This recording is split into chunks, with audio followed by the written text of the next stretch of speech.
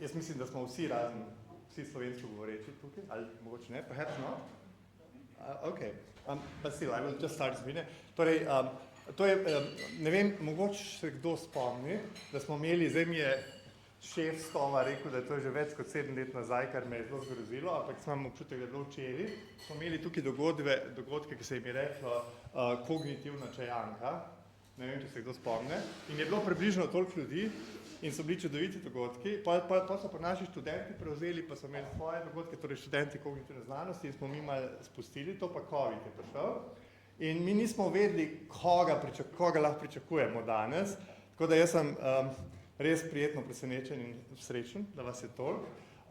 In zdaj prosim, če lahko tisti, ki bi radi še kdaj prišli na kaj takega, upajmo, da bo se zdaj začela ta praksa znova in da bomo take in podobne dogodke še večkrat imeli. Prosim, napište se tam na tisti listek, ki bo krožil okrog, zato ker mi smo zgubili vse tiste naslove od prej, kjer smo vabili stvari, kjer smo vabili ljudi, torej zdaj smo tako čist na sveže. In najbolj tisti, ki ste že prišli, če vas zanima, da se napište. Razen, če vam bo grozen, pa se pa na koncu prečrtite, da ne bomo narobe vam pošiljali. Zdaj bom pa preskočil v angleščino, od tog naprej bomo danes v angleščini, ker imamo gostjo. So I'm switching to English now. As you might notice, if you didn't notice, we have a problem. I have a problem with my English. So we are now in the midst of working on quite a large, or like a beginnings of quite a large project called, it doesn't matter how it's called, it's a very complicated name, but it's about mind wandering. In Slovenian, tavanje misli. Or perhaps some people know a thing called daydreaming, which is quite close, and we will perhaps learn some more things today.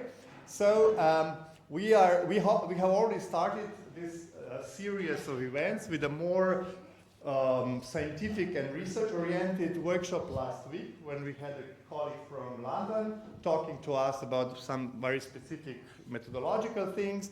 But today we are so lucky to have my dear friend, Marieke van Vugt.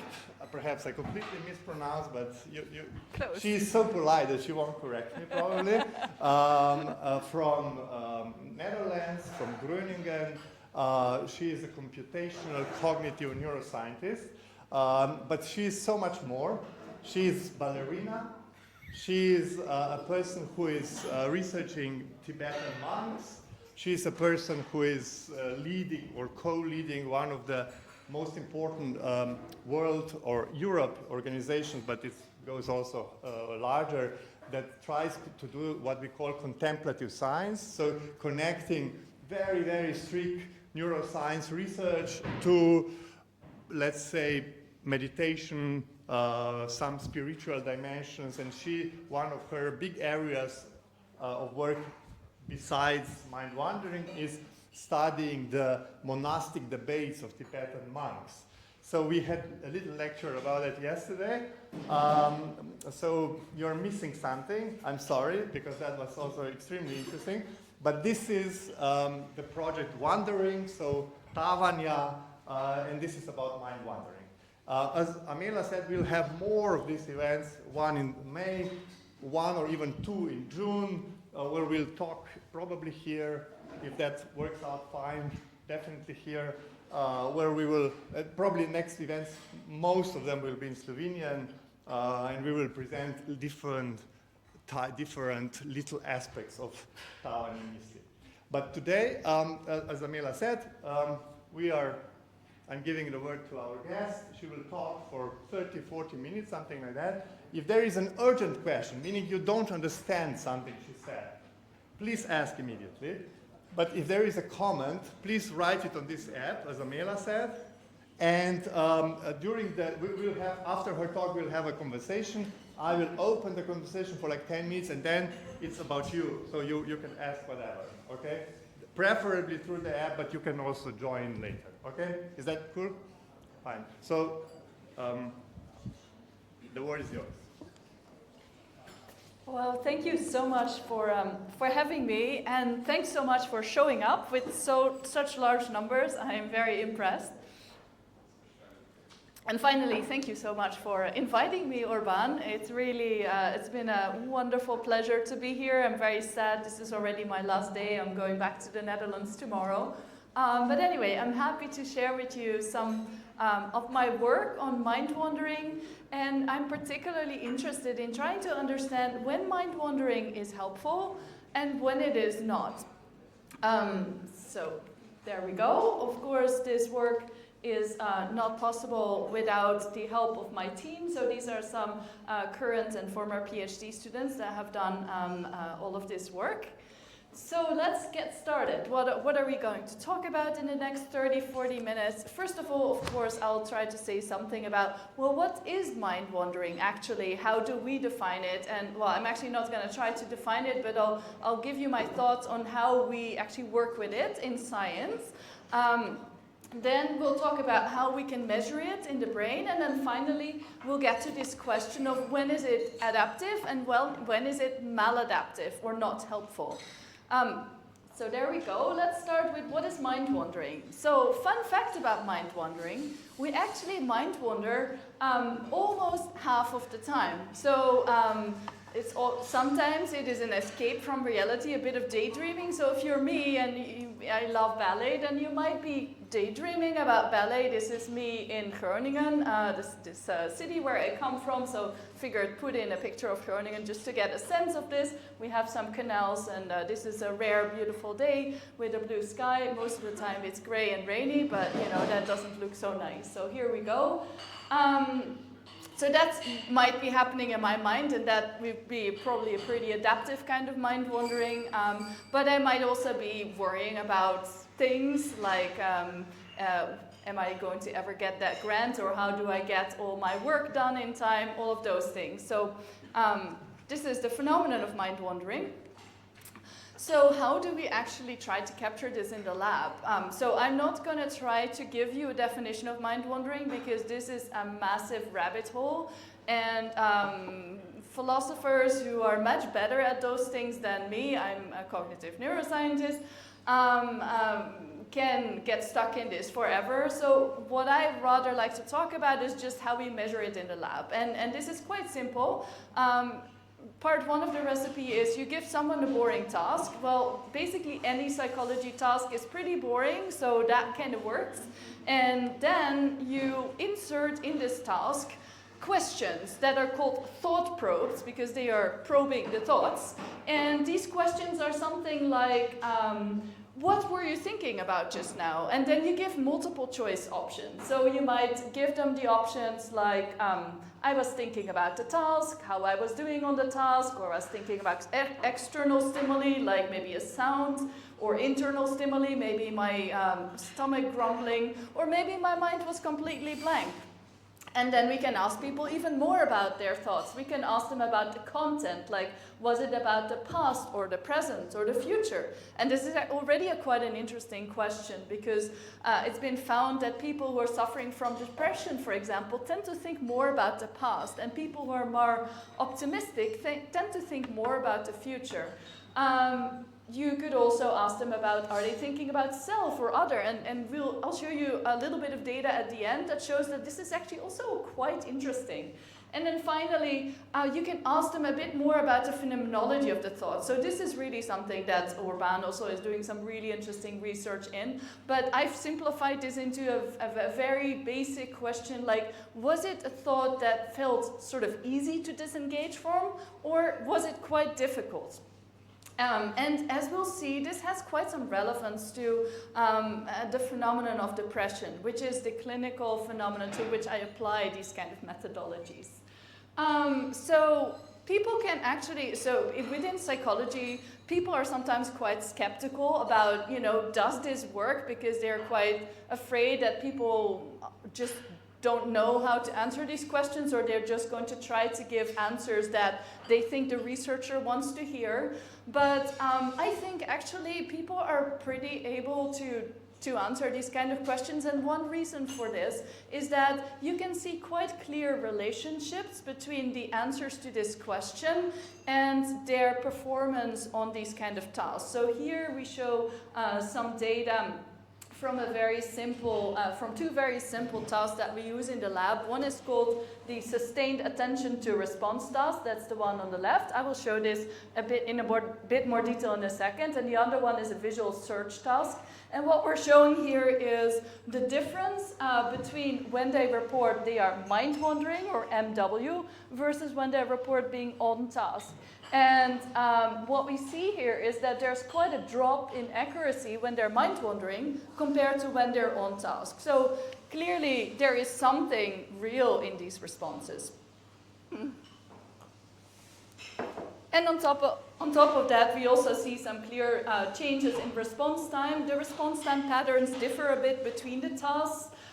Sometimes the response time goes faster, and this is in a task where it's very easy to, when you sort of disengage from the task, that you get into some rhythm with which you can respond. So that tends to happen as a start task. But in other tasks, you tend to just forget that there's a stimulus on the screen, and then you just forget to press the button. So your responses tend to be a bit more slow and more variable. So this is what happens in behavior. Now, what happens in the brain when people are mind wandering? So to look at that, we go to the EEG lab. We put these kind of bathing caps, you could say, on people with electrodes that are embedded in these bathing caps, and then there's wires that come out and that capture the electrical activity of the brain while a person is doing the task on the computer. So this is how a lot of cognitive psychology works. You sit a person in front of a computer and ask them lots of questions and measure how well they do. And then we can compare this EEG between when they report they are not thinking about the task or mind wandering versus when they say, I was thinking about the task or how I was doing on the task.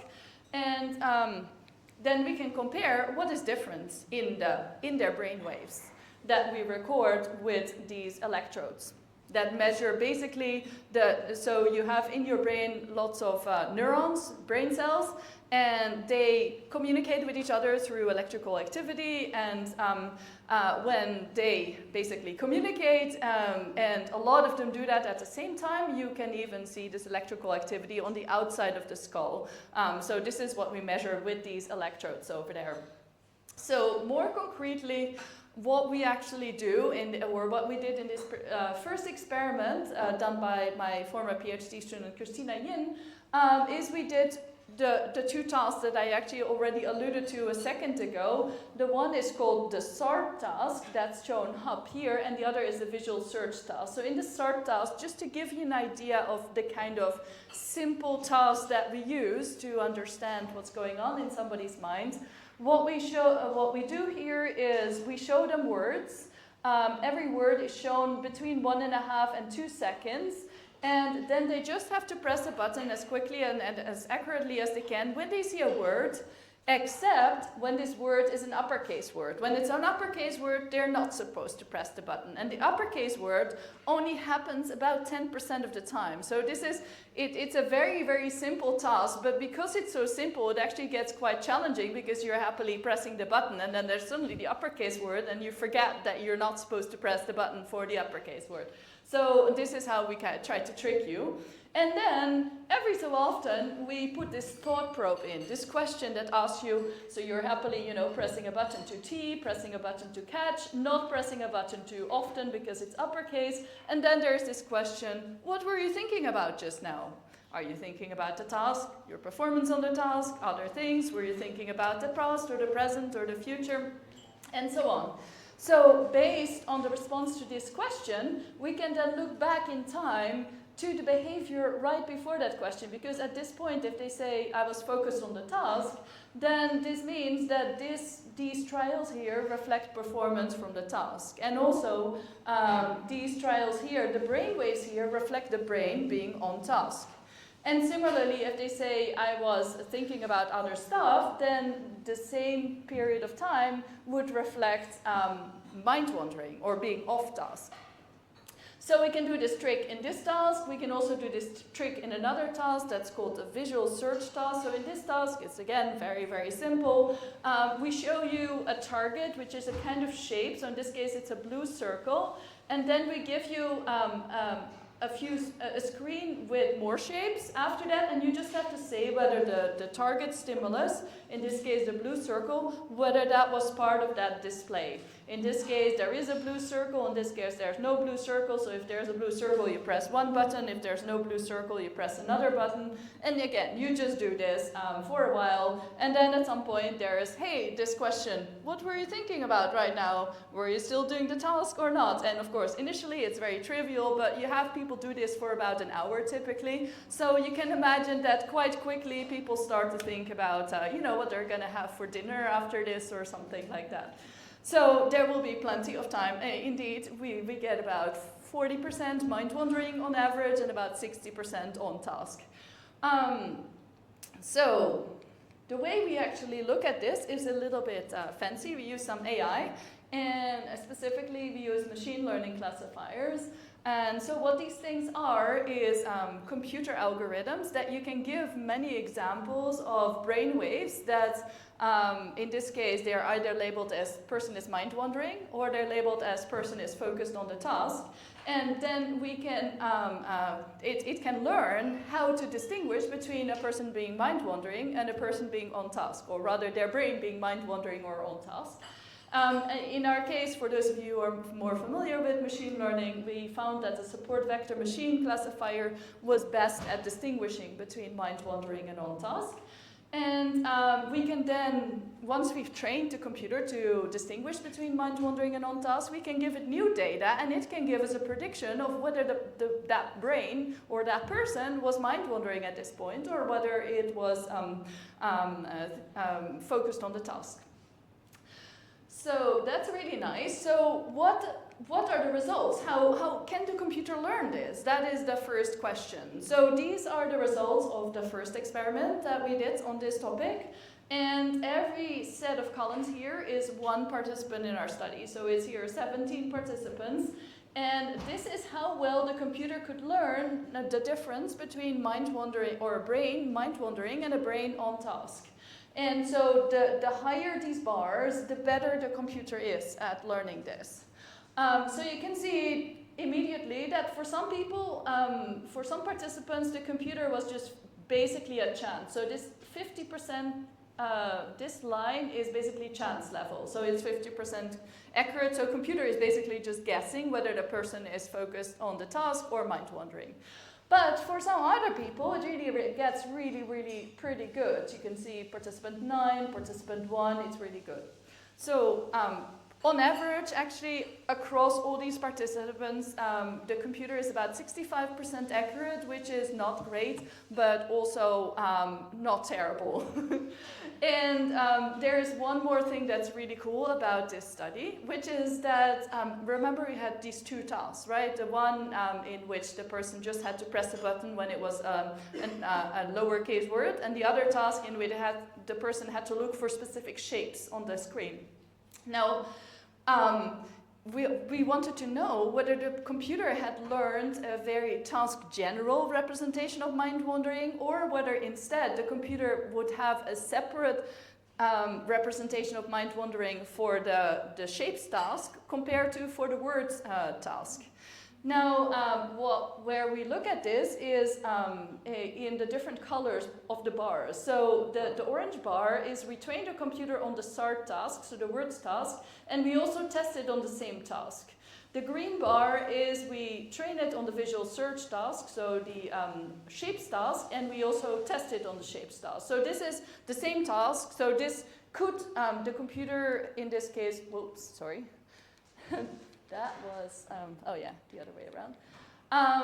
The computer, in the case of orange and green, could just have learned a very task-specific representation of mind wandering.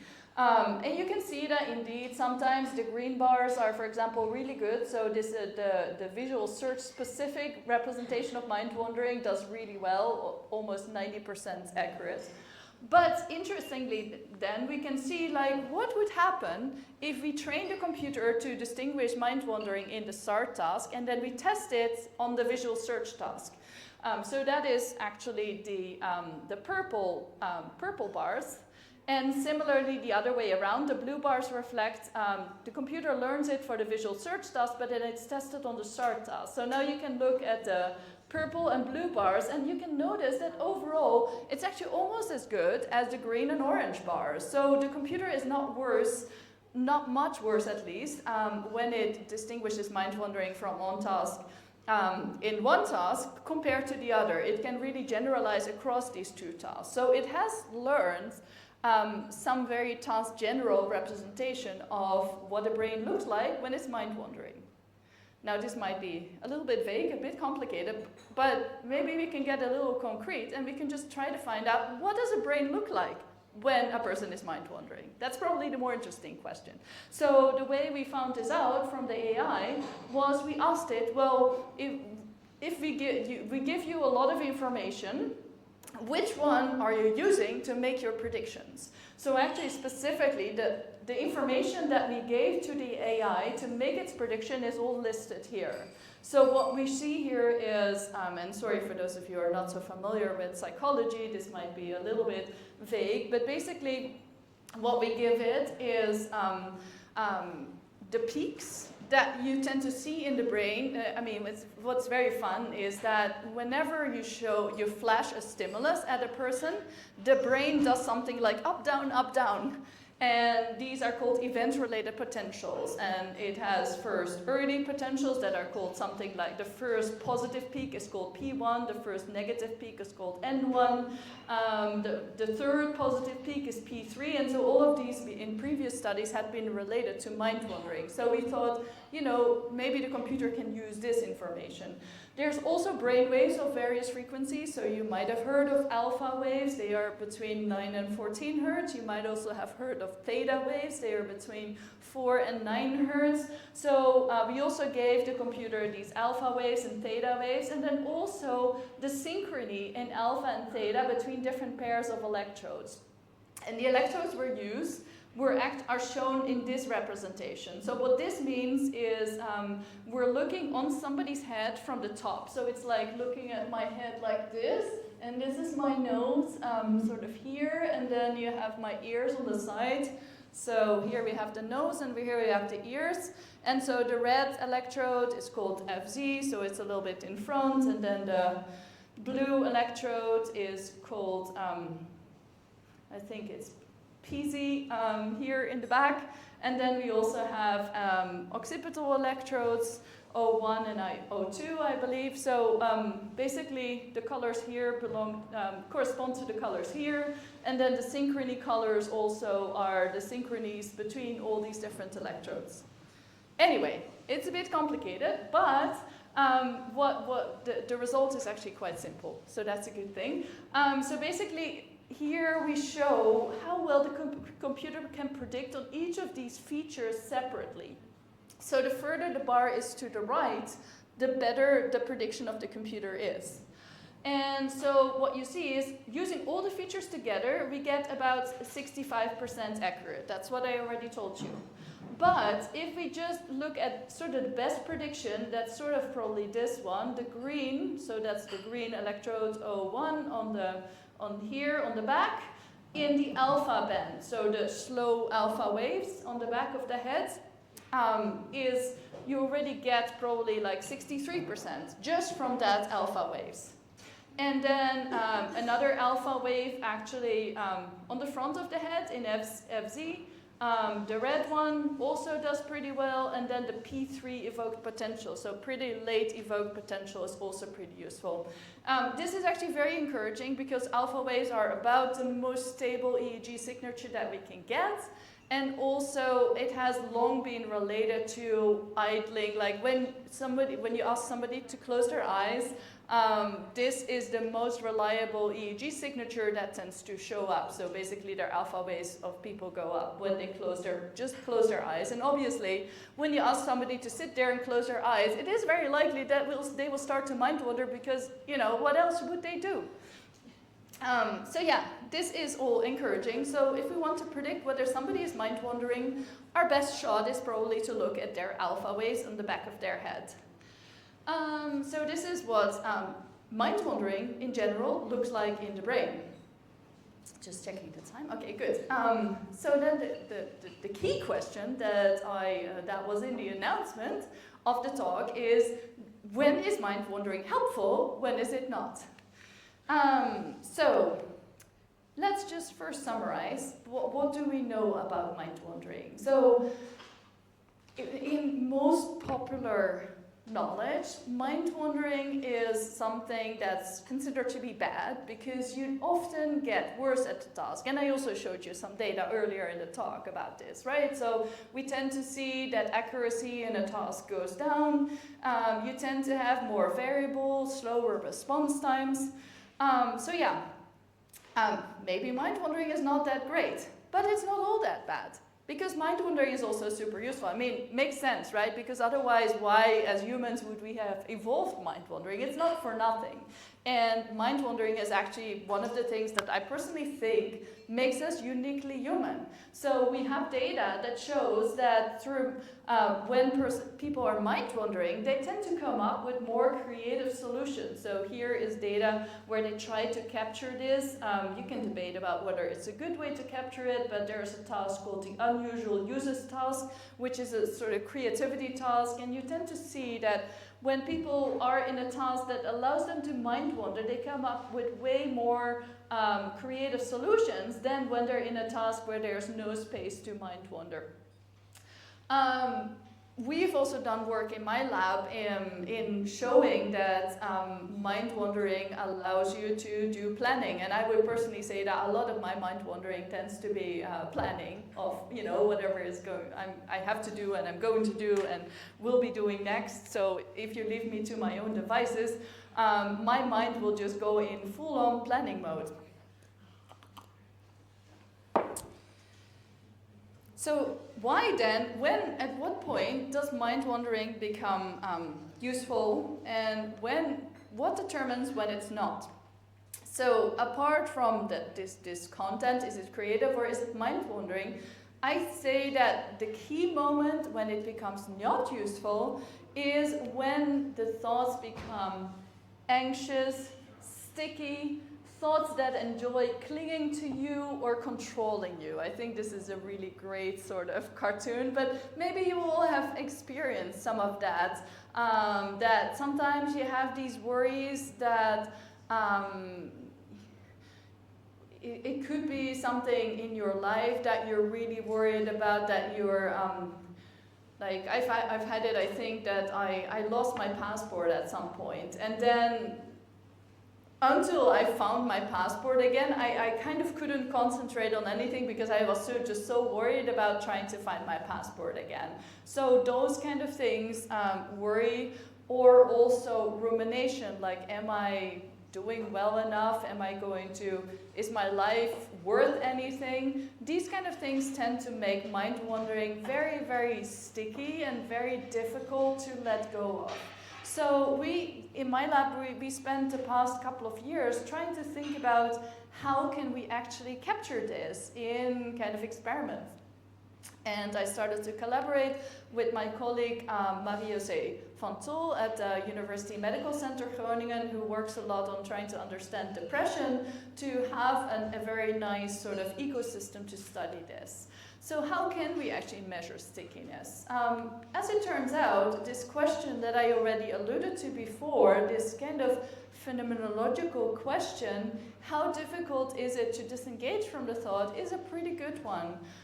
The reason I see this is that we've shown that in eye tracking studies, when a person reports that it is quite difficult to let go of the thought, then actually their pupil responds much less to incoming stimuli compared to when they say they're either neutral or it's very easy to let go of the thoughts. And this pupil size is a very interesting phenomenon, because whenever, again, you flash a stimulus at a person, your pupil sort of widens and goes down again. It's sort of like, hello, oh, there is something interesting. But when you're not paying attention, the pupil responds much less. So this says that whenever the thought is quite sticky, then also your pupil is sort of not quite opening up to see the information. So you're basically disconnected a bit from the world. And this has also been given a name. This has been called perceptual decoupling. And in addition to that, I will show you some data in a second. I will show you in a second some other data that shows that stickiness is actually associated with worse task performance. So we've shown, for example, that stickiness disrupts performance on an attention task. So here we look at the variability of response time. So this is a measure of how much you're focused on the task or how much you're zoomed in on the task, because when you are very much on the task, then your responses will always be very regular, whereas if you're a bit all over the place, then it becomes more variable, and we call this RTCV, or coefficient of variation of the response time. Now we find that very sticky thoughts are associated with a lot of chaos in your response time, so high variability, whereas non-sticky thoughts are associated with much less variability in your response times. In addition to that, we also found that stickiness disrupts the ability to manipulate information in working memory. And working memory is really critical for basically all the knowledge work that we do. So we sometimes, well, I guess, even if you do something as simple as using two-factor authentication, you very often need to remember a couple of numbers, and then you need to put them into another app to be able to log into your computer, right? But also if you're writing a paper, you need to keep some information in mind, manipulate it, and turn it into something else. If you're synthesizing information, for all of these kind of very important skills, you need working memory. And we measure this kind of a thing in what's called a complex working memory task. So don't worry if you don't get all the details of this task. It's a bit of a complex task. Don't worry, I think the results still will make sense. But just for the sake of scientific veridicality, I just want to try to explain it to you. So in this task, basically what we want to do is we want to simulate this ability or this skill of manipulating information while you're being distracted by other stuff. So the way we do it is we interleave a task in which you have to remember stuff with another task in which we try to distract you from remembering this stuff. And specifically, the stuff we want you to remember in our task is the location of an X in a 4x4 grid. So we show you a grid on the screen with an X, and you're supposed to memorize where this X is. Now, before we show you the next X, because we want to show you a total between 3 and 4 X's, we distract you a bit. So we distract you by words that are floating around in the same grid, and you have to make responses to these words. In the basic condition of the task, these words are objects like apple or car, and you have to judge whether the words can fit in a shoebox. So an apple would be able to fit in a shoebox, a car would probably not fit in a shoebox, and so on. So you respond to these words, and then after doing this for about 4 seconds, we show you another X, and you have to memorize the location of the X. So maybe the first one was here, the second one is there, the third one is somewhere else. And then again, we show you the words, and so you repeat this a couple of times. Then we give you about 2 seconds of rest, and then you're supposed to tell us where were the X's that you had to memorize. So in this case, maybe you do something like click here, click here, click here, which is incorrect because at least this one was supposed to be here, but you know, we then compute how many you got correct. And then sometimes we also ask you about your thoughts. So sometimes we ask you, what were you thinking about in this blank space when, you know, you could be thinking whatever you want to think. You could be rehearsing the location of the X's, in which case you were on task, but you could also be thinking about the words. But the one final thing that makes this task really interesting, I think, is that, so I've just told you about the words that were about objects, so that's a bit boring. But in some of the trials, we replace the words about objects with personality words, like in this example, kind, or jealous, or angry. And we ask you to indicate whether you think you are jealous, or kind, or angry. And so you get to think about yourself. And actually what's very, very interesting is we find that when the moment people are prompted to think about themselves, all kinds of interesting stuff happens. So I will show you in a second what happens. But let's first talk a little bit in general about what are people thinking at this moment. And one of the things that is very interesting to me, as I explained, is the stickiness of the thoughts. So one of the things we asked them about is how sticky were your thoughts at this moment during this very difficult task? I mean, by the way, fun fact, during this difficult task, people still manage to mind wander about 40% of the time. So, but also they tend to have sticky thoughts, and they tend to have more sticky thoughts the more depressed they are. So here we're comparing the average level of stickiness that people report for less depressed versus more depressed individuals. And you can see that the more depressed individuals tend to report more sticky thoughts on average. And also, they tend to especially report more sticky thoughts in this condition that we call the self-referential processing condition, where you're asked to respond to questions about yourself, you know, am I kind, am I angry, and so on. So there is something very interesting that happens the moment you start to get people thinking about these questions, and I think it is that, you know, the moment you're asked these questions like, am I kind, you might think back to a fight you had with your partner this morning, and then you could start to question like, am I really kind or am I really not kind? And then you start to worry about other things about your relationship and so on and so forth. So lots of interesting stuff there. Now this self-referential processing, you might wonder, is that also then associated with worse memory? And as it turns out, yes.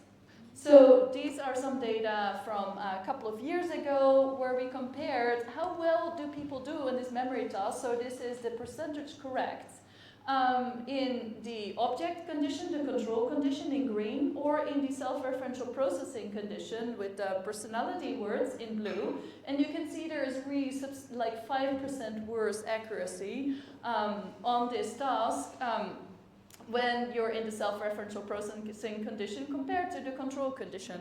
So yeah, this self-referential processing makes it much more difficult to memorize locations of objects at least. Yeah. And then finally, if we think a little bit more about the self-relatedness of thoughts, we also ask people, so we asked them about their stickiness of their thoughts, but we also asked them about whether they're negative or positive, and we also asked them whether they're negative, positive, and a couple more things. So we can again also look at, is there something different about negative thoughts versus positive thoughts? And yes, there is. So if we look at how well you can memorize these locations during negative thoughts compared to during positive thoughts, we tend to see that in general, in the control condition, it doesn't actually matter. So you can remember the locations equally well for negative and positive thoughts. But when you're in this self-referential processing condition where you're already thinking about, you know, yourself and your personality, then the moment these thoughts become negative, you tend to show worse recall on this task. So again, there is something about thoughts that are both negative and self-related that are particularly critical. And this is not surprising, because if we go to the clinical psychology literature and we look at the literature on rumination, then this is defined as recurrent negative self-related thinking. So there is a connection there, but it's super interesting that it just pops out of our data without these sort of explicit self-report questionnaires, just by asking people about various aspects of their thoughts as they do a very boring and challenging task. And then almost the final fun fact, sticky thinking also impairs decision making. So these data are not from this complex working memory task. They're again from this very simple task that's about deciding whether a word's in lowercase or uppercase. But that's a very, very simple decision. And in this, these data, what I did was, or what really my former PhD student Han Yang did, was he applied a decision-making model to extract like how well can people make these kind of decisions. And basically from this model, the higher the number, the better your decision-making skills. What we see here is that if we compare the blue bars, which are more sticky thoughts, compared to the red bar, less sticky thoughts, then you see that overall, the more sticky thoughts are associated with worse decision making, which is called here drift rate. It's sort of how fast your decision moves to the threshold for making the decisions, or rather the resolution of your decision. So how efficient your decision making is. So this is interesting. So the stickiness of your thoughts really affects the ability to make decisions. But also what we did here was we again compared more depressed and less depressed individuals. And we see here also a clear difference in that people who score higher on depression scales, the more depressed individuals, had more difficulty, they were lower in this decision-making ability compared to those who are scoring higher on the depression scales. So this is quite interesting because there's quite a literature on decision deficits in depression, but all of that is basically based on self-report, just asking people how, do you experience decision-making difficulties? And here it just comes out of the behavior of a person doing this kind of a very dumb computerized task, and yet we observe these decision difficulties, and specifically when they engage in sticky thinking. So then, finally, what makes your thinking sticky? Well, I think we still need to dive quite a bit into this question, and I think maybe Urban is also going to learn or work a lot on this question in the coming years.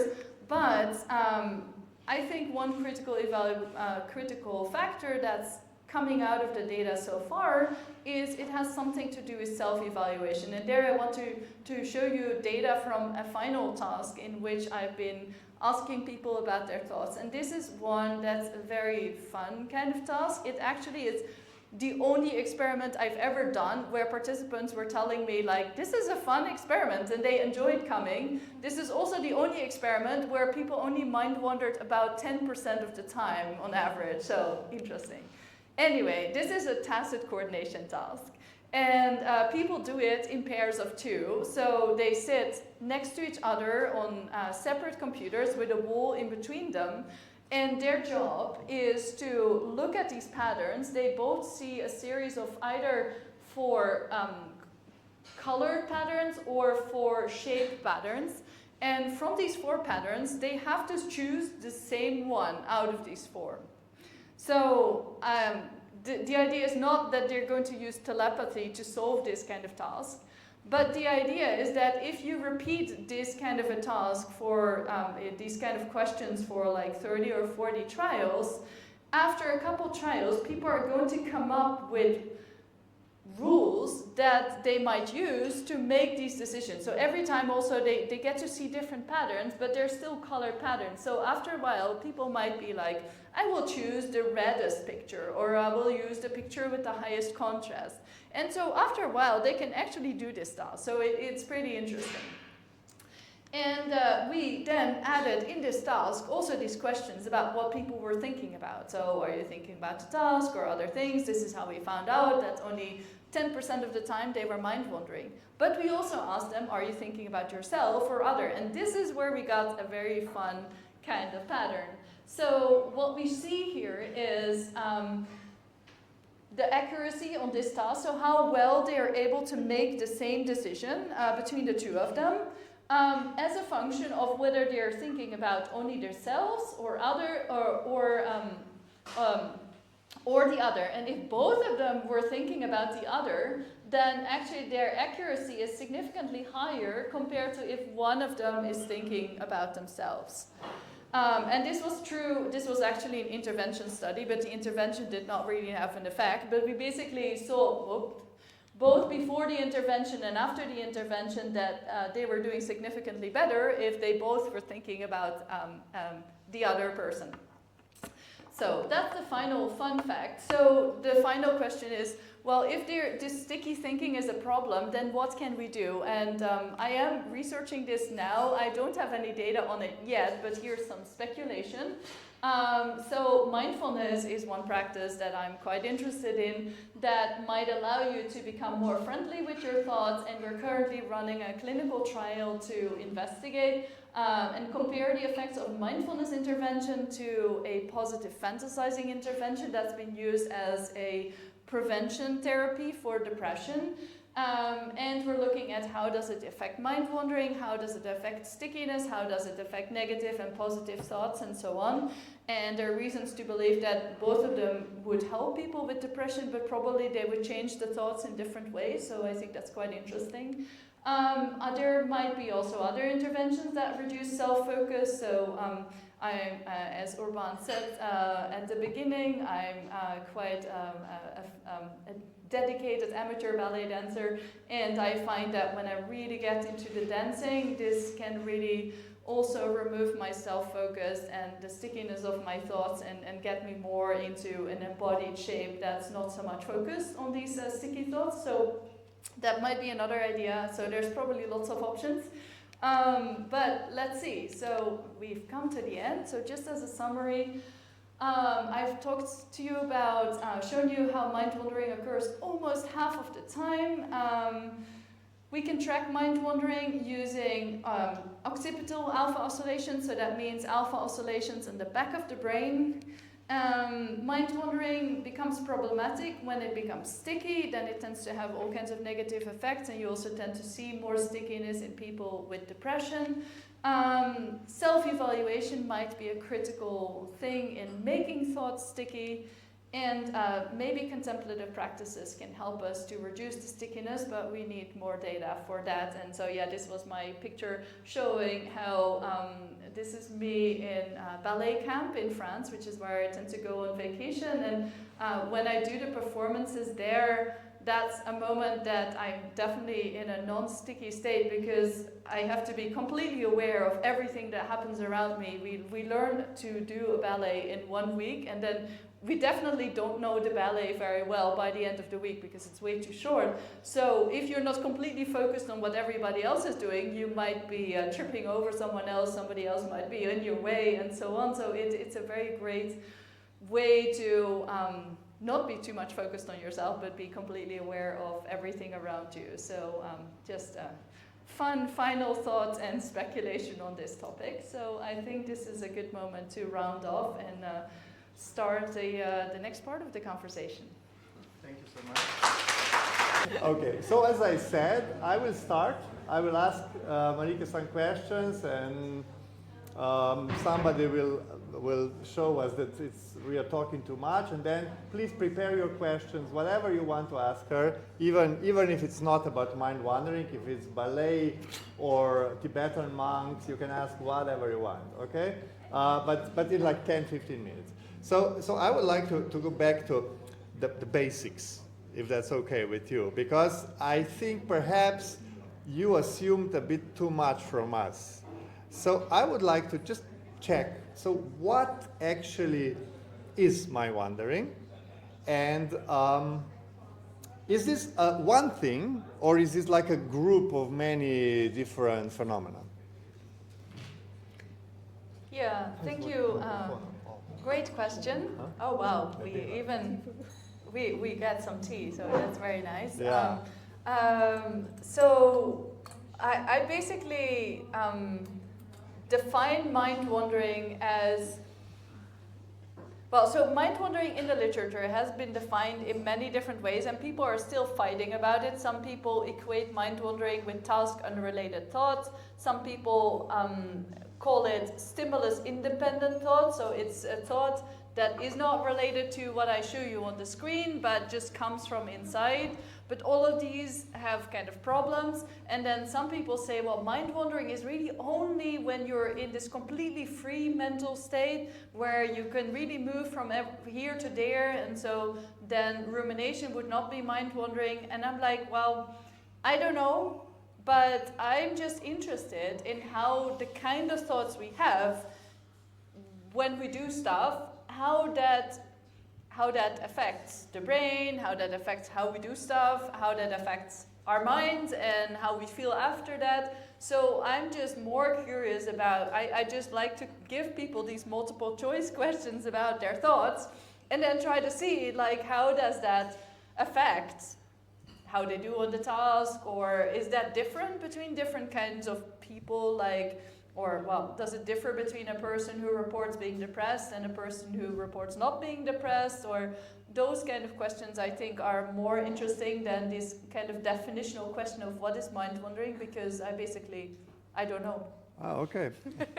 So it's like, I think one famous cognitive scientist said, when he was researching, he was like an activist and he was researching playing.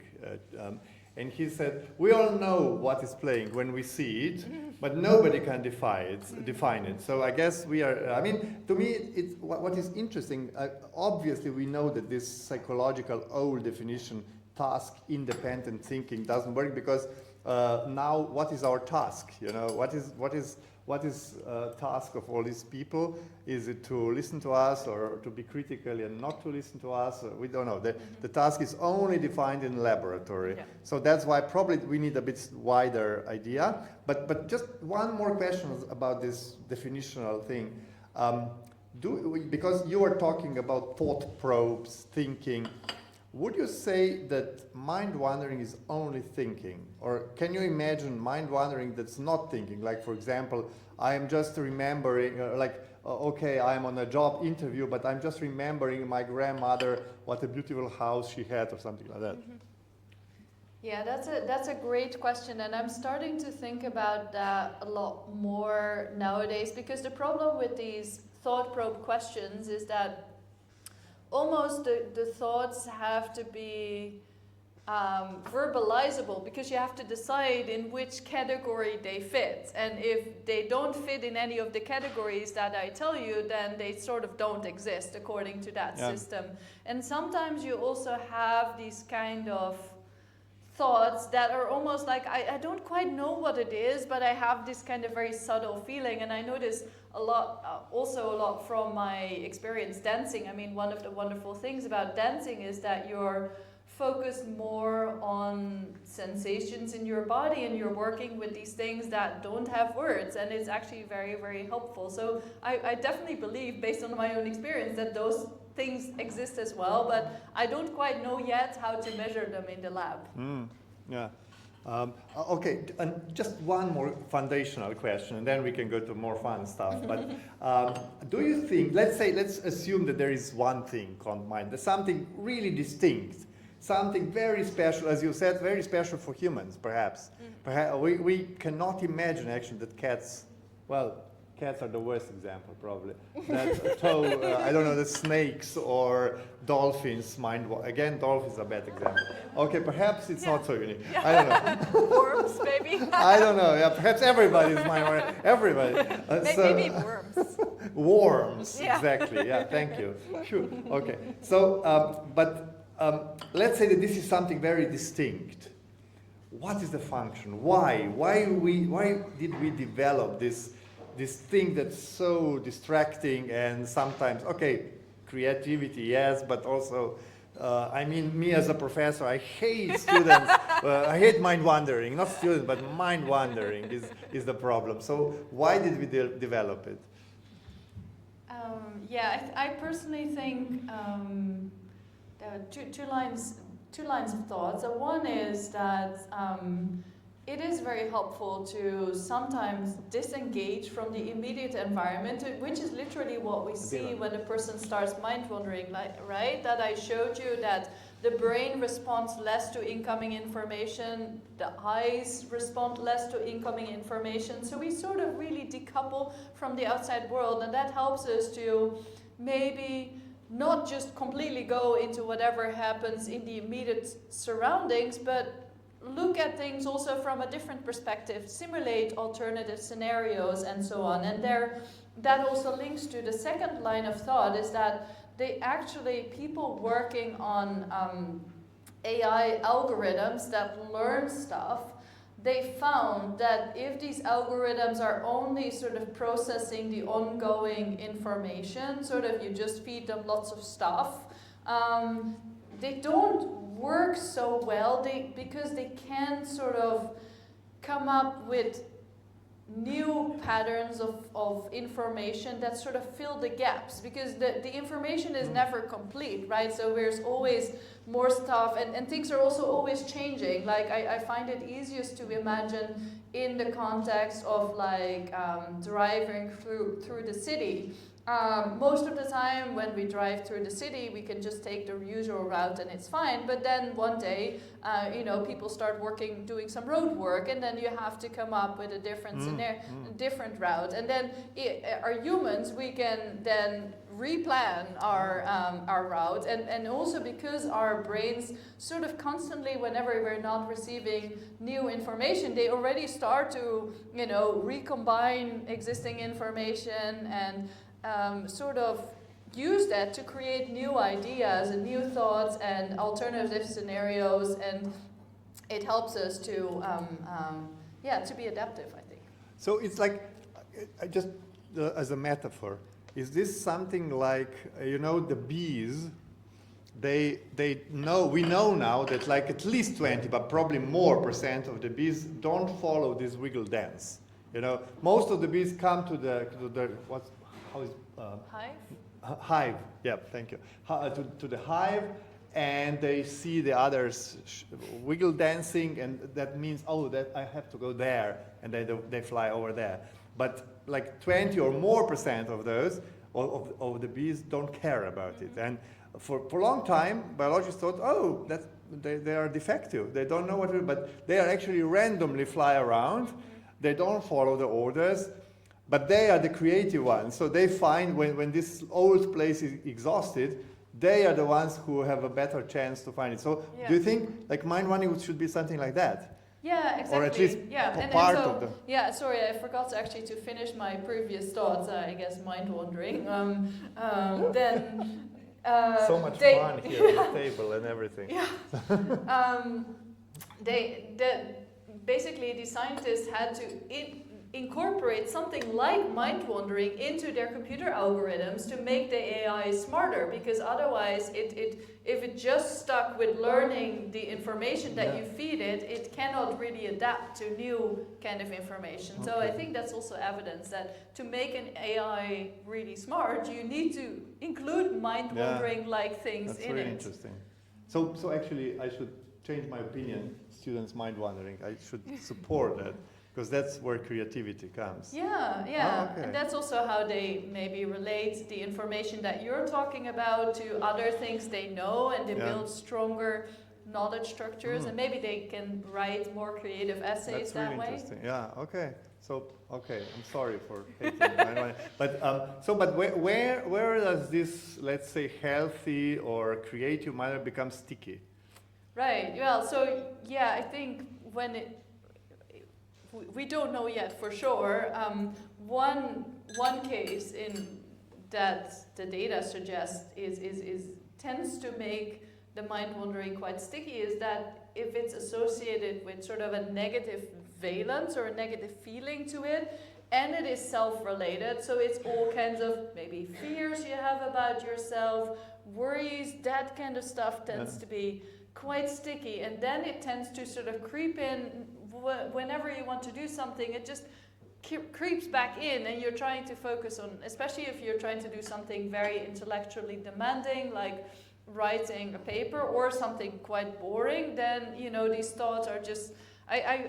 my current model of mind wandering is that it's sort of like a thought process that's in competition with a lot of other goals and thoughts we might have. So dependent on how important your current task is, the other thoughts have more or less of a chance to creep in. So we probably at any point in time we have a lot of competition between different kind of potential thoughts that can pop up in our mind, and only one wins the competition, and that one becomes conscious, and when we maybe elaborate on it.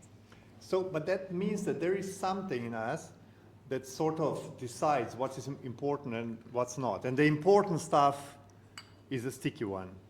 I mean, it depends on who you are. Maybe also how sensitive you are to it, right? So do you have like examples of sticky thoughts that are really pleasant and like I cannot stop enjoying myself, I don't know, solving Sudoku in my mind or something. I would really like to be here and talk to you, but I just have to. Is it possible? Or is always like worries and self-assessment and this kind of stuff? The clearest cases of sticky thoughts are mostly negative. There are ones that, I mean, another case of where I'd say sticky thoughts are, I guess, at least more appetitive is kind of addiction kind of things. Maybe also if you're trying to diet sort of food kind of things, they tend to also creep in a lot. So I've not personally done a lot of research on it, but just based on reading the phenomenology, it seems like that's another case that can be quite sticky. But probably in all cases also it depends a bit on the individual and the way their brain works, the way their mind works, how much power these thoughts have. Because we can't, at least the current thought is that, you know, we have something like what I like to call a thought pump. I think it's a genius term that was coined by David Meyer, a mathematical psychologist. Thought pump. Thought pump. It's something that pumps up thoughts, and in the brain, this is most likely the medial temporal lobe in a very simplistic representation of the brain, of course. The medial temporal lobe is kind of a memory area that stores a lot of memories and experiences, and so they constantly sort of pop out, and then there is most likely the dorsolateral prefrontal cortex is sort of a frontal area, or the frontoparietal attention network that's probably constantly censoring these kind of thoughts that are popping up in your mind and deciding, okay, which one should we follow up and which one should we maybe even repress or let go or not think. That you know, the way they came up with this was that it's a very interesting study done by Melissa Ellamil from Kalina Christoph's lab, and she basically put meditators in an MRI scanner and scanned their brains as they were meditating. And during the meditation, they were asked to press a button whenever they noticed they had become distracted and they were engaged in mind wandering. And then they looked at, right before they pressed this button, sort of what was the pattern of activity that you could see. And so they could see that right before this whole thought pattern came up, there was first this medial temporal lobe activation, then there was the dorsolateral prefrontal cortex activation, and that sort of provides the substance for this kind of theory. Would you, I'm completely distracted by this idea now. I will ask two more questions, and then perhaps if there are some on app, we can open the discussion. So prepare your questions if you have them. But now I was just thinking, when you said the thought pump, that's quite interesting. So would you say that this is producing thoughts constantly? Something just sometimes ignores them or something like that? I would say most of the time. I mean, if you spend any time either meditating or observing your thoughts, maybe this is also quite familiar, that most of the time there is lots of stuff coming up. Yeah, I mean, sometimes you can be a bit blank, but most of the time. That part of brain is sort of connected to memories, and so you know, in Buddhist traditions, at least I was told, I am not an expert, so I'm sorry if I'm completely misinterpreting it, but you know more. So the thinking sometimes is considered as like a sense, like a sixth sense, you know, like you just sense thinking. It's not necessarily your own thoughts. Perhaps you can, I can sort of a little bit decide which part of the of sounds I hear and which I ignore, but mostly I am sort of directing myself towards some sixth area where thoughts live and I sense them. And that sounds to me sort of into that direction. So not perhaps pumping them, but grasping them from somewhere. That would sort of connect to this Buddhist. But am I, at least, perhaps I'm completely wrong in interpreting this Buddhist idea? Well, I mean, I think it could be quite consistent with this idea that you have this whole store of mostly memories and previous experiences that you can be, either grasping from or that just get thrown in your face. I'm not quite sure how the process works, but something like that. So no panpsychism here or something like that, you know. Some people say brain is just an antenna that... Right, yeah. I mean, it is hard to say. I think the whole, the scientific paradigm really focuses on the individual, so we can't really quite say where the thoughts are coming from. Yeah. Okay, let's go back to what we know. So the question is, and this is my last question, unless there are no questions from the audience, what are the entrances into mind wandering? What happens? You know, I try to, for example, solve a problem. I try to read I try to be attentive. I try to read some book or something, but then at some point I just discovered that for like 5 minutes I was elsewhere. What happened that first moment? Yeah, I think it is mostly speculation at this point. We don't know. But I've created a computer model of mind wandering, which by itself is actually super interesting because that led me to the insight that most of the time when we make computational models of cognition, which we do to better understand these processes, we assume that the person is constantly focused on the task. And also, if you want to get a computer model to mind wander, you have to explicitly program in this mind wandering to make it happen. So you have to really think about what is mind wandering and how would I get a computer to mind wander. Now, how would you do that? The way I implemented this was basically retrieving recent memories based on this idea, on this neuroscience literature that I mentioned, that we tend to sort of mind wander a lot about recent memories, maybe not only, but a lot. And also it would be quite adaptive if, when we have empty space in our mind, that we just rehash maybe the most recent things, so it helps us to remember stuff. I mean, also just like, I don't know, a lot of the time we can also make the connection between mind wandering is sometimes also referred to as daydreaming. It's not exactly the same, but anyway, it is close. And there's also quite a connection between daydreaming and night dreaming that people are starting to explore. And during night dreaming, at least for me personally, a lot of my night dreaming is like repeating day experiences and then repeating them in a very strange way, and that's kind of what I remember, at least from my dreams, a lot. So I think our brain is constantly sort of reprocessing what we've experienced, maybe changing them, memorizing the most important things, and this is how we make sure that, unlike actually a computer is actually very stupid because it constantly, it remembers everything, and that's not actually very smart because then you just get lost, you get drowned in information. Whereas our brain is smarter, it only remembers the stuff that is useful, that we think is going to give us rewards in the future, whether that be sort of physical rewards or maybe just intellectual rewards that are somewhat interesting, that help us in our relationships with others. So I think our brain, through maybe mind wandering, does this kind of selection of what is useful and what is not. So maybe that also answers a bit the question of why we mind wander. But still, I mean, yes, normally this is called housekeeping. All these nice thought pump, housekeeping, all these beautiful terms are coming in cognitive science, which is great, I think.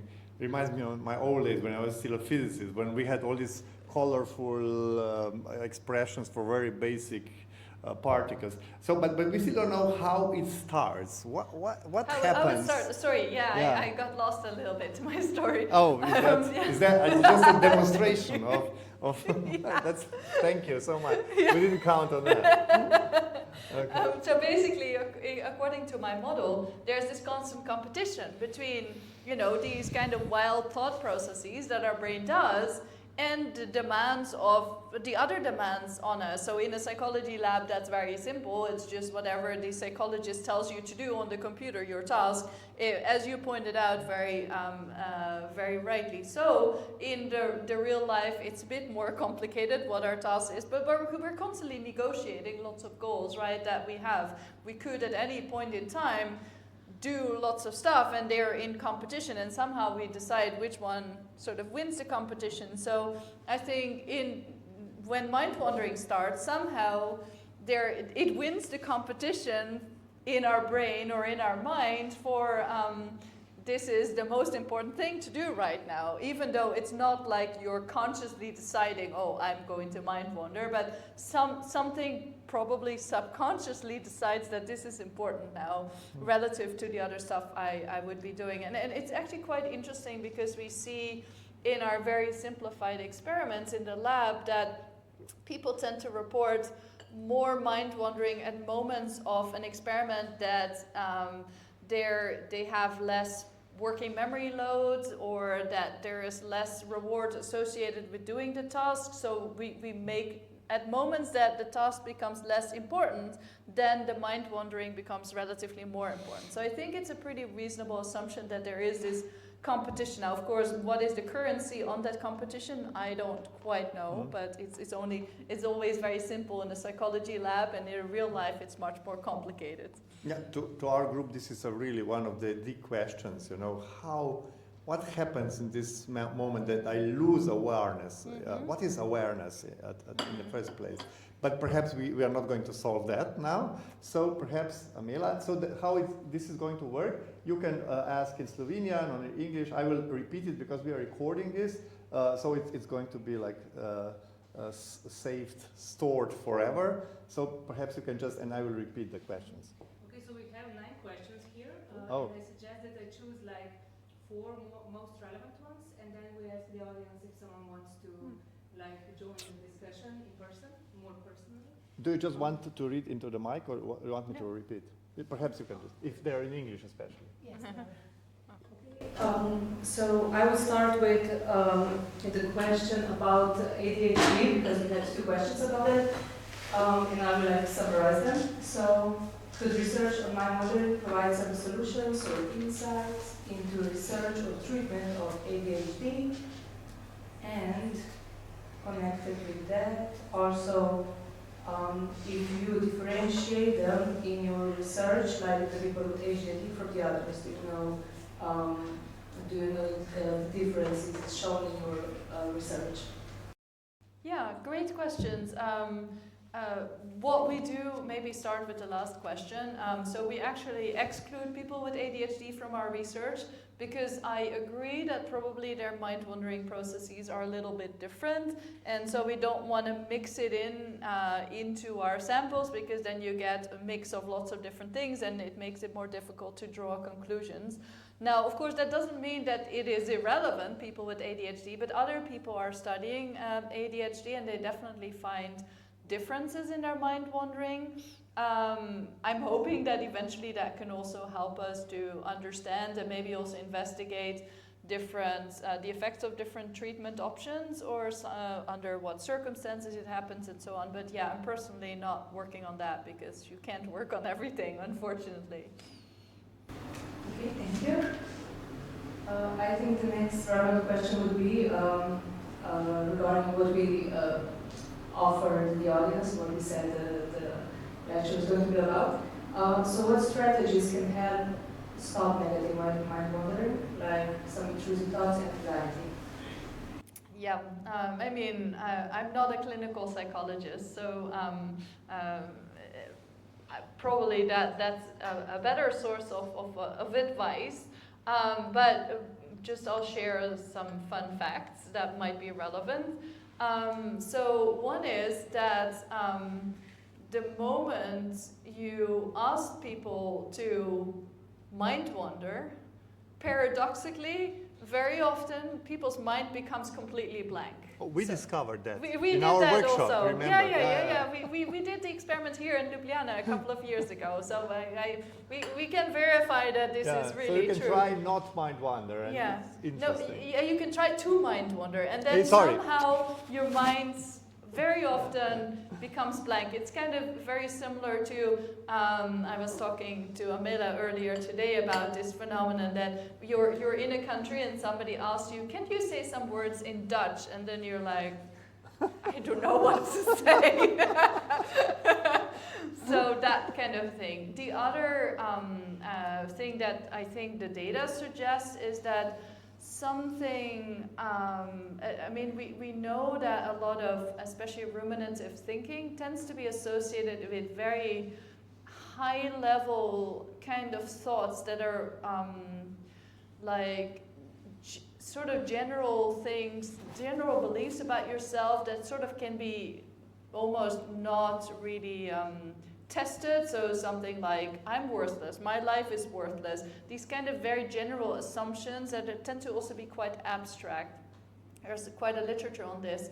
And it can help, and there's also some literature on that, to get more into the body, to get out of these very abstract thoughts and to go into more physical, embodied kind of things. This is also why sometimes in treatments for depression, people tend to use walking, running, body scan, breathing, those kind of things to really get people out of this kind of abstract mindset and to sort of almost distract from that. And then finally also, like I said, I have a hunch that too much self-focused can also be very can get you into a lot of sticky thoughts, and to the extent that that's also rumination, maybe something that helps you really focus more on others can help as well. But again, I'm not a clinical psychologist, so take this with a huge grain of salt.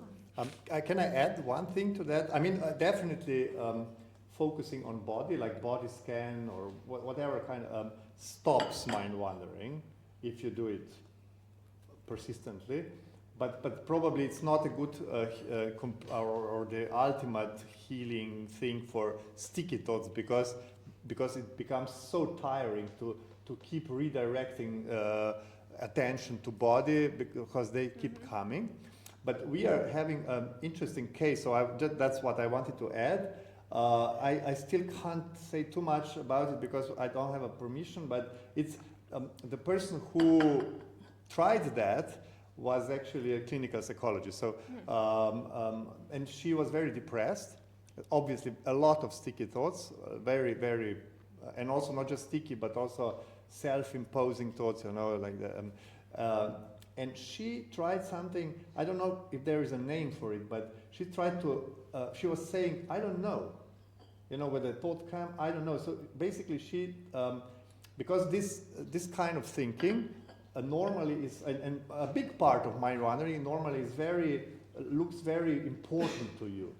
These thoughts look really true. This is like you are bad, you're ugly, you're worthless, and it looks, oh, this is more true than other thoughts that I have. And she tried to distance herself from those. So I said, well, might be, but might not be. I would call it scientific perspective. Mm-hmm. Might be so, but we don't have all the proofs. We don't know. Like you were very careful before. Mm-hmm. We don't know. So she was doing this for a couple of days, constantly, and she basically completely healed herself. So we are trying. We would like to make something bigger out of this one case. But I think that if you find any technique to distance yourself from the seriousness of this process, I think that could work. Yeah, and there is actually also quite some literature on this, which in the clinical psychology literature they call this decentering. So, actually one thing that's very interesting when people start to meditate is very often the first insight is that you realize that you can think something else than your thoughts. Your thoughts are not all that powerful. You can actually just step out of your thoughts, and the thoughts are no longer the center. So this is why this is called decentering. And that turns out to be quite a critical factor for reducing a lot of psychopathology, actually, including depression. So, but this is a very interesting way that I've never heard before. So I hope to publish this, but this is still long away. So yeah, very interesting case. Thank you. Also, the main idea of mindfulness is to get some distance and to step into the more observant self, so you don't merge with your thoughts and your experiences, and you just learn how to observe them. And in connection to that, the next question would be, what is the relation between intrusive thoughts and mind wandering? Are they qualitatively different phenomena, or are all unwanted or task unrelated thoughts mind wandering? Yeah, that's a great question. And my current working hypothesis is that they are on some kind of continuum, and I think this is quite consistent with recent thinking in the fields of like psychiatry, which try to also formalize a lot of psychiatric problems on a continuum, an axis, rather than saying, okay, there's people with depression who are very different from people without depression, and somehow there is a line you cross and then you become like this thing. And this is why I also like this word of sticky thoughts. It's sort of a dimension. It's not like at some point they are sticky. I mean, they're just more sticky and less sticky. And the more sticky they are, the worse their effect, and maybe especially when it's also combined with more negative valence. And maybe we will find other kind of dimensions of the thoughts, especially the phenomenology of the thoughts, like how it feels, that are even more relevant and interesting. And to some extent, everybody has these dimensions, but somehow in some people they become so sticky that you kind of get stuck. And I'm actually also currently working on computational models that are called dynamical systems, which really think about this, like how can you really get stuck in one corner and why can't you get out of there? And it's called an attractor in this kind of language. So yeah, I think it is a continuum, but you can sometimes really get stuck, kind of like also if there's a landscape, and then sometimes you can really get stuck in a big hole, and it's very hard to get out. It's not impossible, but hard to get out. Can I connected to that, just ask you, how did you measure stickiness? Because there on the left, on the y-axis, there was a measurement of stickiness. How do you do that?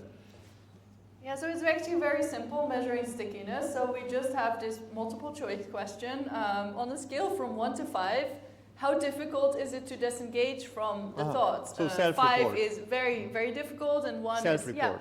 And the critical thing about this self-report is that it's not about how sticky are your thoughts in general, or last week, or the past hour, but really at this moment.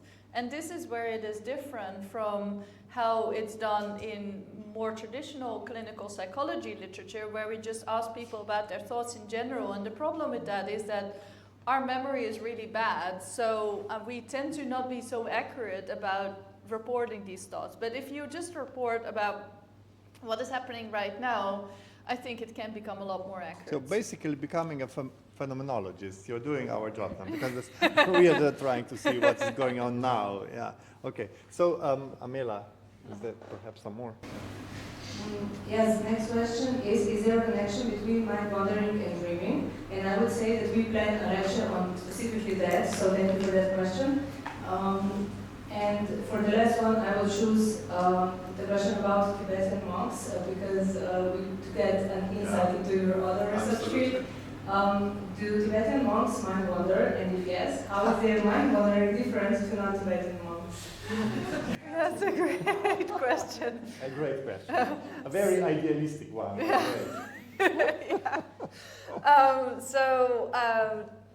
To be honest, I don't have data on that yet, so maybe surprisingly enough, I didn't really do the mind-wandering experiment with them yet. There is lots of interesting problems with trying to run the regular cognitive tasks that we use in the lab with Tibetan monks, because they tend to interpret everything sometimes in slightly different ways. So the kind of results you get from these tasks tend to not make too much sense. So for example, monks memorize complete scripture, and they memorize this for several hours a day, and they can completely reproduce books of text. But then our memory tasks show they have terrible memory. So something funny is going on there. So that's one part. So in terms of data, I don't know. In terms of, I've spent now almost 10 years working with these monks, so I have spent quite some time hanging out with them and being in the monastery. I typically tend to go there for a few weeks and hang out in the monastery while we work together. They're actually pretty normal people. They have smartphones. They do, not all, well, all of them pretty much have smartphones. We have a very active WhatsApp group, and they also, many of them do social media. So I'm pretty sure they also mind wander. I would also be worried if they wouldn't mind wander. But one thing that I've also noticed from interacting with them is they tend to have, on average, very maybe fluid minds is the best word to say it. Collectively, as researchers, with everyone I've talked to, we haven't figured out yet how to measure this, but something like they tend to be incredibly playful and can be one moment almost angry, and then 2 seconds later make the biggest jokes and make fun with each other. And then they can again be very serious 2 seconds later. So they can very, very quickly sort of switch between this. And maybe if any one of you have seen His Holiness Dalai Lama, you tend to see this too. Like he can switch very, very quickly between different emotions and go quite a bit into that. And so I would also dare, by extension, predict that maybe their mind wandering would be less sticky, because if all the thought processes are less sticky, then maybe they would on average be less sticky. Now, if you ask the monks that question, they might actually tell you that their thoughts are very sticky, because they would their baseline is different. Their baseline might be different. They might say, well, you know, the completely flexible thought, that's the Buddha, so I can never be anywhere near that. So I'm always very, very sticky. So something like that. This tends to be, this would be my prediction based on my experience so far.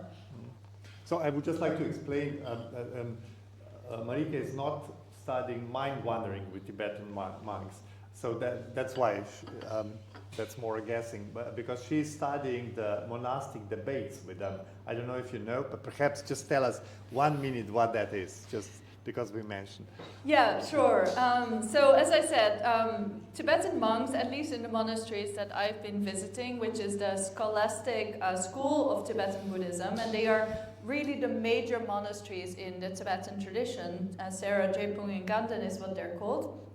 These monks don't spend much, if at all, time of their day meditating silently. Actually, they spend their day memorizing scriptures, doing ritual practices, then living their lives doing the chores or working in the kitchen and all of that stuff, the practical life stuff, and debating. And the debate serves to enhance the understanding of the text they've memorized. So they literally go through a process of, you could probably the closest Western thing to it is like Socratic dialogues on this, but it's a very active form of dialogue. Like we talked about this yesterday, and it really almost looks like the monks are fighting with each other. They are shouting, they are clapping, and they're joking and they're teasing and all of those things. So it looks really fascinating, almost like a dance. And yeah, it's a practice of philosophy to try to understand philosophical positions and inconsistencies between these philosophical positions. So this whole thing together, we try to understand like what is going on and what kind of effects does it have on cognition, emotion, and the brain. So if you haven't never seen the debate, you should check it out on YouTube because it's really like a dance.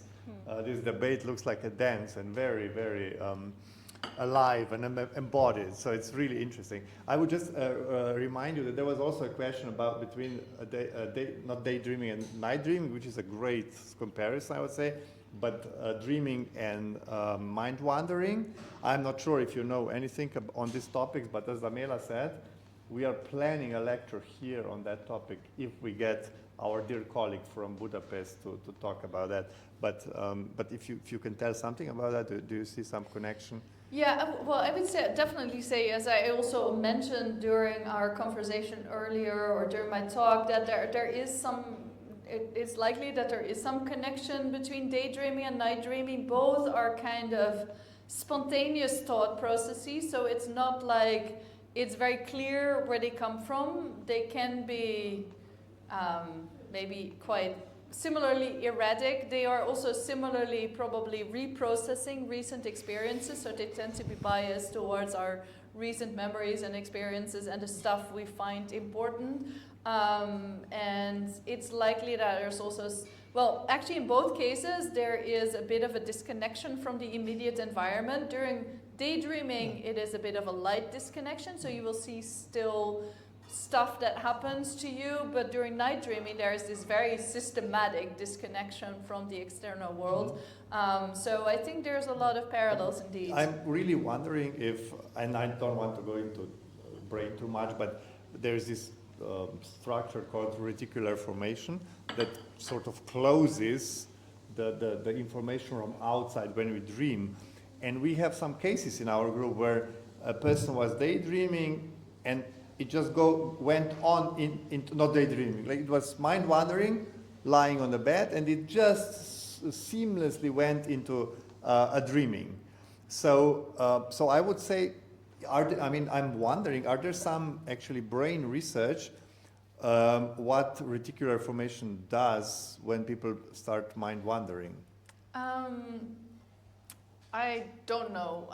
I wouldn't be surprised if there is. I just don't know, because the thing is also, just for everyone's information, I focus on these brain waves, and the reticular formation is not something that you can detect really with these kind of brain waves on the outside, so you need to shove somebody in a scanner. So that's why it's different research than what I do.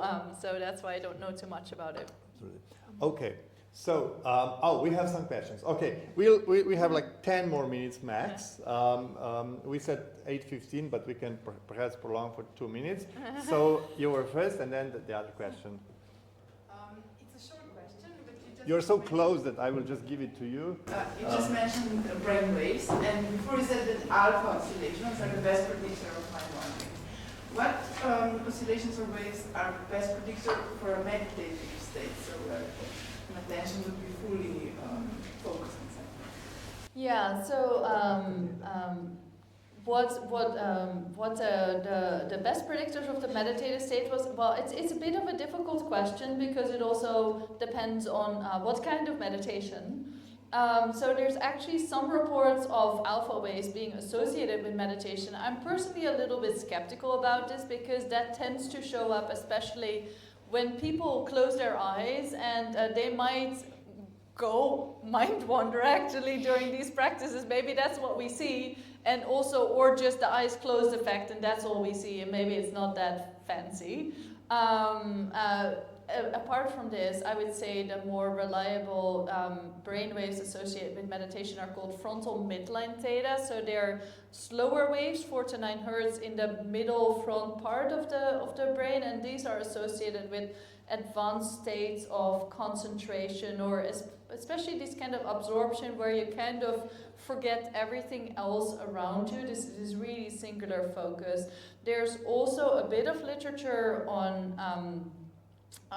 gamma waves, higher frequency waves, that are especially with meditation practices in which the people keep their eyes open, and it's more about a general state of awareness that tends to be there. And then there's more recent work, including from one PhD student in my lab, where they look at what happens if you dissolve the boundary between self and others, and this has been associated with brainwaves in the beta frequency, but it's not that many studies on that topic because it's quite a very subtle kind of meditative state, so I'd say we'd need to replicate that before being really sure about that. But those are just some the basics that I know of.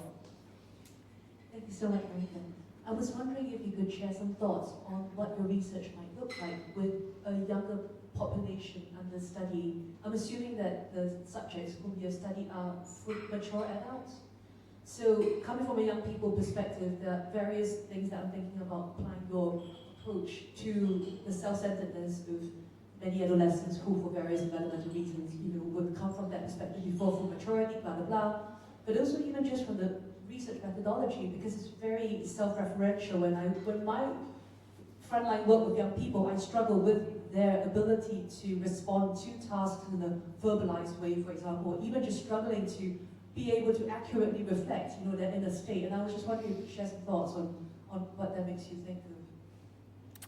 Yeah, that's a very great but very challenging question.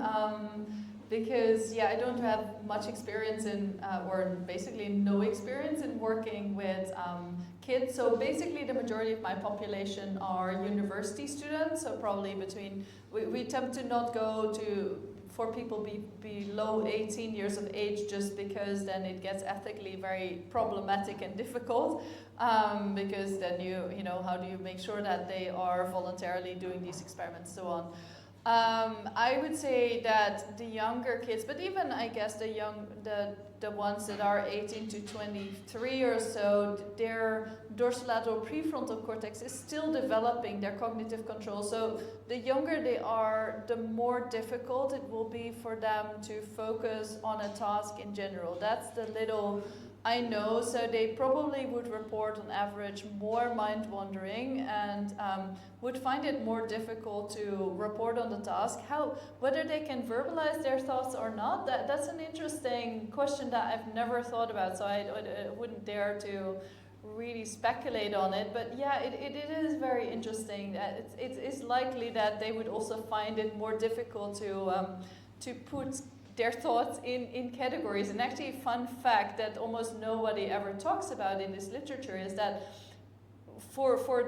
even for our population of responding to this question, what were you thinking about right now, it takes people about 4 to 5 seconds on average to respond to that question. And if you've done any of these kind of cognitive tasks, then you will know that most of the time when we ask people to respond to questions on the screen, it takes them less than a second to respond. So this is really, really long. So that already indicates that even categorizing our thoughts is a very, even for people that are sort of familiar with it, it is quite a challenging task.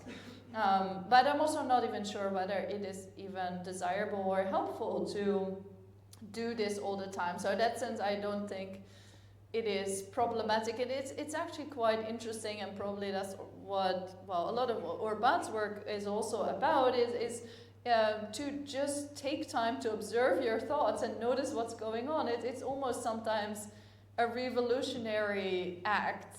And it's one that is also, it is so revolutionary, especially nowadays, because we tend to so often be like, oh, I have to constantly do something, and the moment I'm not doing something, nobody's giving me input, or I don't have a clear task, I'm going to go on my phone and process more information. So we're actually not so much used anymore to just, staring out of the window and being with our thoughts. Kind of the stuff, when I grew up, this was normal because there were no smartphones or stuff to distract you all the time. So I think that's another interesting phenomenon. Actually, I get asked that question a lot, and I have no answer to it, apart from one very curious factoid that might be fun to know about, which is that in this task that I showed you, where you had to remember X's and do this complicated stuff on the screen, we did it around 2016. We were doing it again now, and we see that performance is substantially worse now than it is in 2016, even though the student population, it's the same probably student population, it's still more or less AI students, the kind of people that walk around in our building that mostly do our tasks. So something has happened. We don't know what, but yeah, I suspect it has maybe something to do with us being constantly used to occupying our mind with stuff and not so much just thinking. So anyway. That's so depressing. So I would like another question. We cannot end on this note. So please, is there another question? Yes, please. Just say it and I will repeat it. Yes, so I have a thought. So you were talking about how mind wandering diminishes task performance. So if you wonder more, your task performance is worse. But I think we all have this experience that if we're well trained on a specific motor skill, like driving a car, if we're distracted, we're actually better in it. Or if I put it in reverse, so if you're driving a car and you're well trained on it, if somebody tells you be attentive to what you're doing, you will actually worse. So I would also claim that mind wandering might actually help us in doing some tasks. Not only that it has a neutral effect, but it has a beneficial effect. But it depends on the task. Yeah, it's a very interesting question again, and of course, I've also shown you that mind wandering. Well, so that is definitely a nice positive note to end on. So we can reinforce that mind wandering is not all bad, and actually it's very important for our ability to plan, for our ability to come up with creative ideas, and indeed maybe to avoid this phenomenon that's called choking under pressure, that sometimes when you're trying to do something and you're paying so much attention to it, we call it also overthinking, that we really don't know how to do it anymore. And that tends to be indeed true with motor skills especially. So yeah, I totally agree that then sometimes thinking about other stuff is really helpful. And even actually sometimes when you're like,